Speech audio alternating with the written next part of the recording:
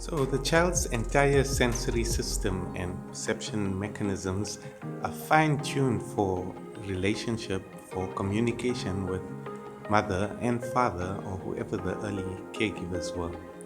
So, even the iris, the dilation of the pupil of the eye, can convey some emotional meaning from parent to child.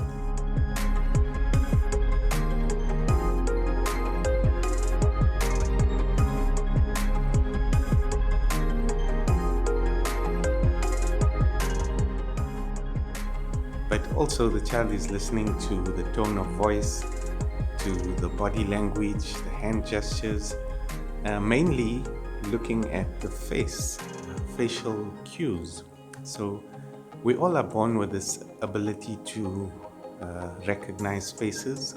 Obviously, we have to look at the faces and then we learn them. But we also can recognize emotion in faces, and so we know what it means when someone smiles. Very early on, we can know that when someone is, or we are able to feel what other people feel. Emotion is a form of information, but non-verbal information, and it's a form of energy.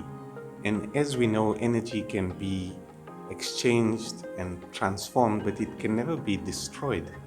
So any kind of interaction or emotional exchange links two people together and changes them in some way.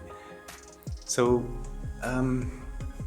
the problem is that grown-ups, our parents, and us now, we have difficulty feeling, regulating, and expressing our emotions.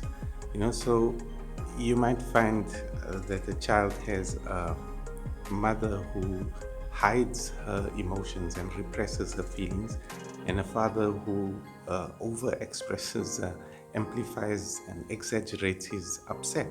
So there's two very different signals that are coming in, and at the same time. And so the face and the voice and the body language and everything, there's a mismatch between what the words that they're saying and the things that they get upset about. They themselves are so confused about their emotions. There's these layers of confusion that the child's right brain is just resigns and says, I give up. And instead, the left brain's decoding of the verbal information, the words and the sentences and the explanations and the excuses and the whatnot, child has to make sense of the parent's emotional state through that, and understand what they need to do to in response.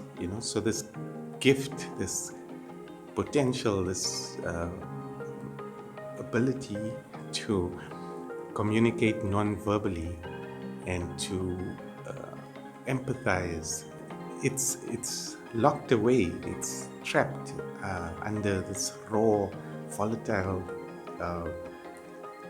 bundle of difficult emotions. And instead, this logical, verbal left side becomes dominant. So, that's a problem.